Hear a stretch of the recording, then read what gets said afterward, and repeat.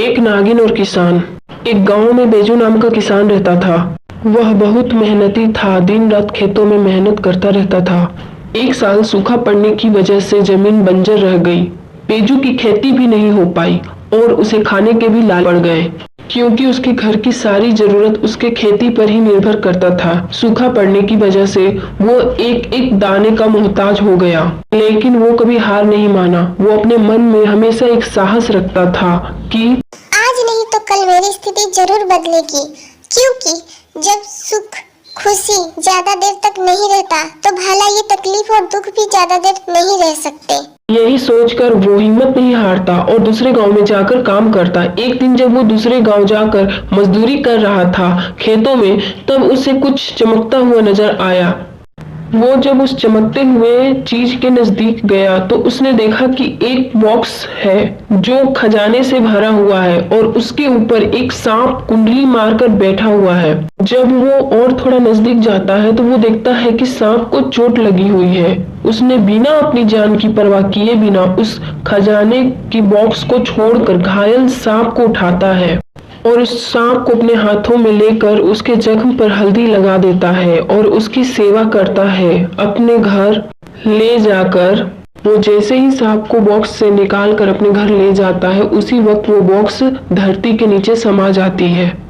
उधर किसान सांप की दिन रात सेवा करता है। सेवा करने में इतना खो गया होता है कि वह काम करने के लिए दूसरे गांव नहीं जाता है और घर पर ही रहकर दिन रात सेवा करता है सांप की, जिसके चलते उसके घर पर पहले की तरह ही खाने के लाले पड़ जाते हैं। इसकी वजह से उसकी पत्नी भी उसे 10 बात रोज सुनाया करती थी, लेकिन फिर भी वो सेवा करना नहीं छोड़ता है और काम पर ना जाकर सांप की दिन रात मेहनत से सेवा करते रहता है। कुछ दिनों के बाद जब बेजू सांप को हल्दी का लेप लगाने सांप के पास गया तो सांप एक खूबसूरत लड़की के रूप में प्रकट हो गई। देखकर बेजू बहुत आश्चर्यचकित हो गया और डर गया।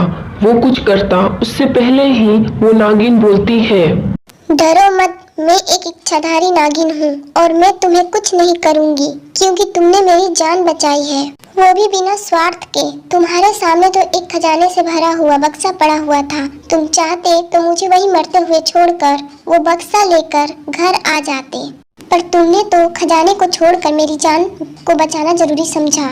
तुम्हारे पास खाने के भी नहीं थे, फिर भी तुमने घर पर रहकर मेरी सेवा करना जरूरी समझा। आजकल के जमाने में तुम्हारे जैसा निस्वार्थ इंसान, जो इतना मेहनती और साफ दिल का इंसान मिलना बहुत मुश्किल है। तुम मुझसे जो इच्छा हो वो मांग सकते हो, मैं तुम्हारी इच्छा को पूरा करूंगी। बेजू बोलता है, नहीं नहीं, मैं आपकी सेवा किसी लोभ के चलते नहीं किया, और मैं आपसे कुछ मांगूंगा तो वो इंसानियत के विरुद्ध होगा, इसलिए मुझे कुछ नहीं चाहिए। ये सुनकर इच्छाधारी नागिन प्रसन्न हो गई और बोली, मैं तुमसे अति प्रसन्न हूँ, इसलिए मैं तुम्हें वही खजाने का बॉक्स देती हूँ जिनमें से तुम मुझे लेकर आए थे। और वो खजाने का बॉक्स देकर गायब हो जाती है। बेजू प्रसन्न हो जाता है और अपनी पत्नी को सारी बात बताता है। ये सुनकर उसकी पत्नी बहुत खुश होती है। इस कहानी से हमने क्या सीखा? इस कहानी से हमने ये सीखा कि मन में कभी भी किसी चीज का लोभ नहीं लाना चाहिए। लालच बुरी चीज होती है। अगर लालच हम नहीं करेंगे तो हमें वो सारी चीज मिल जाएगी जिसके हम हकदार होते हैं।